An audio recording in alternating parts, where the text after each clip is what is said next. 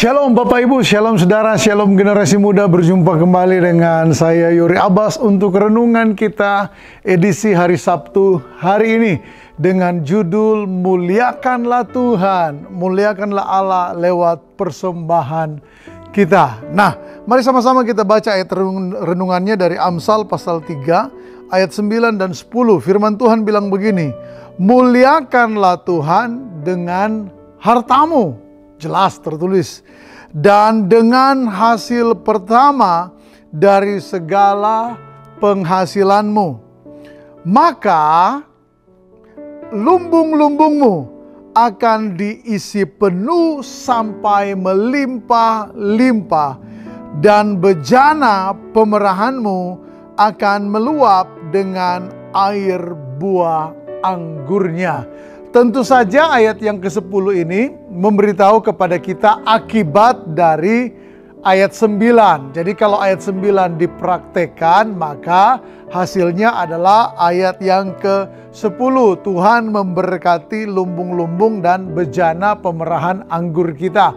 Tentu saja logika yang digunakan oleh penulis kitab Amsal adalah logika pada zaman itu, zaman keemasan agraria, di mana kekayaan seseorang diukur dari panen yang ada di lumbungnya, lalu kemudian hasil panen buah anggur yang ada di tempat pemerahan anggurnya. Ini tentu saja luar biasa, saudara-saudara. Nah, tetapi saya ingin kita kembali memperhatikan ayat yang ke-9.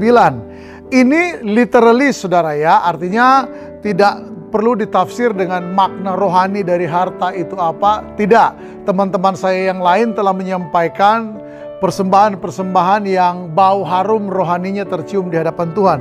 Ayat 9 sekali lagi bilang begini, muliakanlah Tuhan dengan hartamu, dengan hasil pertama dari segala penghasilanmu. Di bagian yang kedua, dengan hasil pertama dari segala penghasilanmu, Pak Gembala dengan sangat tegas memastikan bahwa kita tidak ada pengajaran setiap awal tahun membawa persembahan sulung atau persembahan pertama setiap tahunnya, setiap bulan pertama tahun berjalan. Tapi sebaliknya, bagian yang pertama dari ayat ini memang merupakan kewajiban kita, dikotbahkan atau tidak di ibadah raya.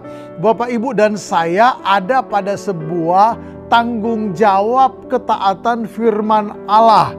Muliakanlah Tuhan dengan hartamu. Oh, Pak Yori, nanti ini jadi kayak flexing, nanti ini jadi kayak pamer harta.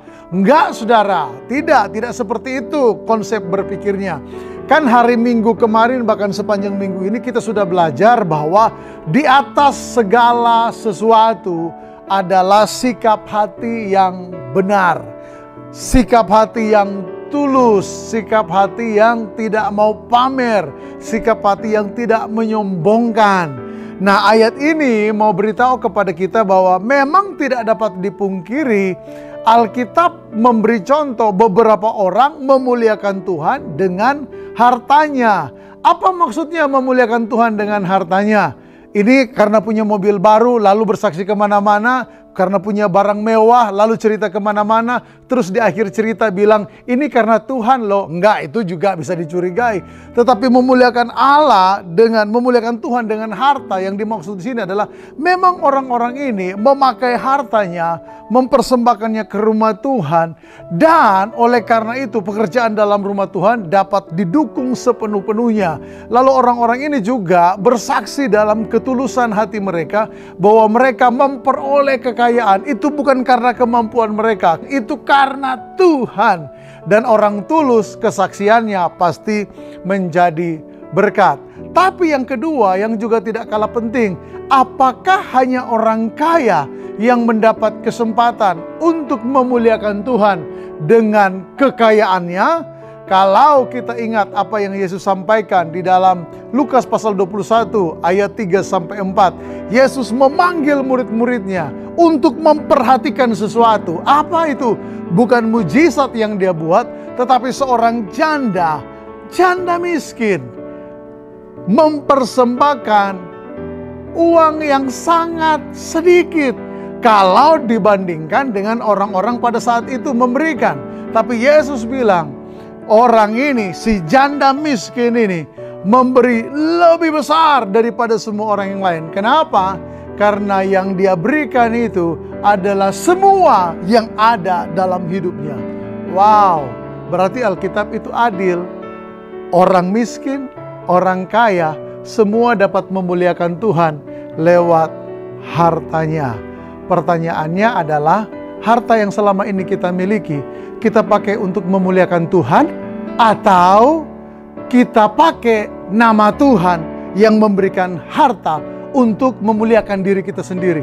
Pertanyaan ini Anda renungkan dalam hati. Happy weekend, Tuhan Yesus memberkati. Amin.